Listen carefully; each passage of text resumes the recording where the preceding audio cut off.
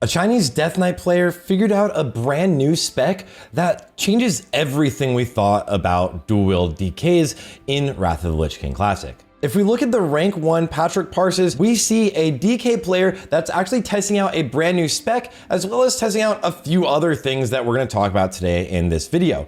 But there's some huge technologies happening here. First of all, we can see that he has a 262,000 damage gargoyle, which is phenomenal. It's like 100k more than you'd see on a great snapshot for most people. And then also his Army of the Dead's doing 120k as well. This is insane amounts of DPS just from their snapshot. But that's not all. If we actually look at casts, you'll actually notice something very unique. There is 0 casts of Blood Presence.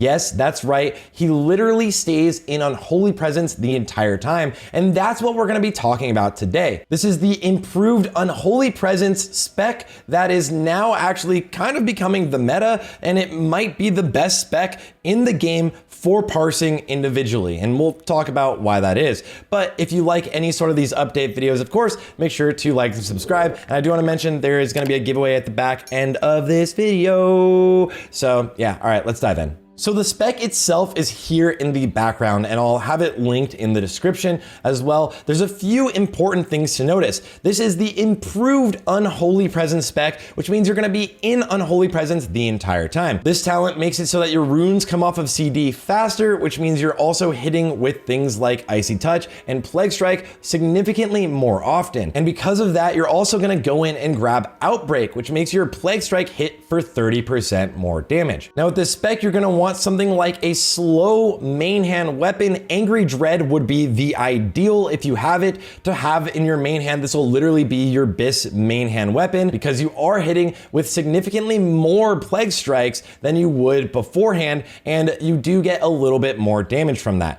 It's not actually that massive, but it is enough to have a slow weapon in your main hand to make it worth it. Now, the next thing you're gonna wanna note is that you do not have Crypt Fever and you do not have Ebon Plaguebringer. This means you actually need another Unholy DK that's the normal Morb spec within your raid itself for this spec to actually be worth it and for it to work in general. So if you are the only Unholy DK in your raid, you can't actually go ahead and run this spec itself. Now, this is gonna be a pretty much pure parse build, so your meta gem you're going to want to stick on is the Thundering Skyflare Diamond, which will have the proc to increase your actual melee haste speed so you can get a good snapshot. Also, another huge item is going to be the Signet of Edward the Odd, which I wouldn't be surprised if is already super expensive. Me and Now, when he got his Race to World First done, we're talking about this quite a bit, and I said I probably think this is going to be BIS this phase for parsing, and it turns out it is. So this is phenomenal. And then also you do want to probably rock yourself a Mark of Nogragon. Because your runes come off CD faster, now it's 9 seconds instead of 10 seconds,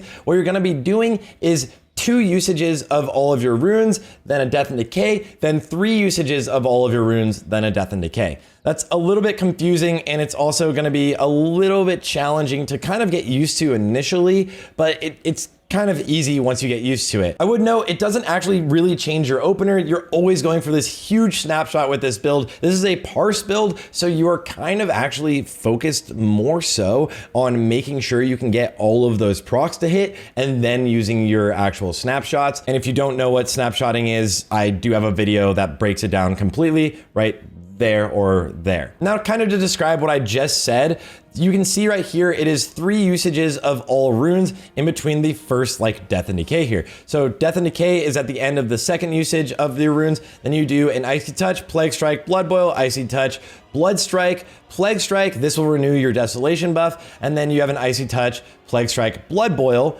Or if you need to, you would obviously Unholy Frenzy in here into your Death and Decay. So that's 3 full usages of your runes before the next Death and Decay, and then 2 full usages of all of your runes before the next Death and Decay. Also, you do want to be using Mind Freeze, and this is something I didn't even know before, is Mind Freeze can proc your black magic weapon. So Mind Freeze can actually be a DPS increase. So now that you understand the spec itself and how it's played, and once again, your opener doesn't really change, you hope that you get a ton of procs like you're seeing in the background for my ult, which is super undergeared, but I was running this spec today and testing it out on my super undergeared Orc ult.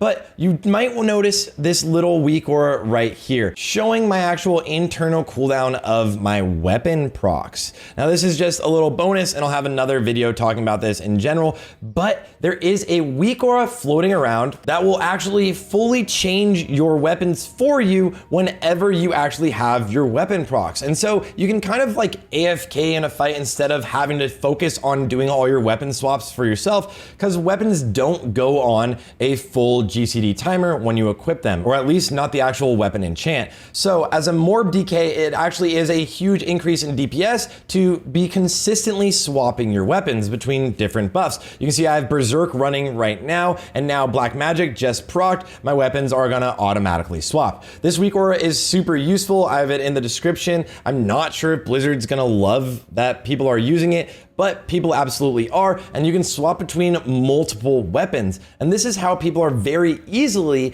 having their instant weapon swaps and potentially even meta swaps. So if you're meta gem weaving, although you don't really necessarily need to, everything is getting kind of a little bit sweaty, but realistically, on this channel, we love when people come up with new strategies and we get really sweaty. Now, to make the weak aura work, there's actually a great YouTube guide from Dank Warrior right here. So check out this guide, I'll also have in the description. And that's the crazy new strategy, the improved Unholy Presence spec we're actually seeing now get rank 1 parses. And it's gonna be a huge turning point for all Unholy DKs around the world to see if you can be the Unholy DK running this spec instead of kind of being stuck being the normal Unholy DK, although you can still obviously pump incredibly hard. Now it's giveaway time, guys. To give back for all of the support we've been having on the channel here so far, I'm giving away 5 deluxe editions of the actual Wrath of the Lich King Classic expansion. This will give you guys free level 70 boosted characters, so if you just want a free level 70 that you can get up to 80 really quickly, or a little bit more, like the pet and everything else,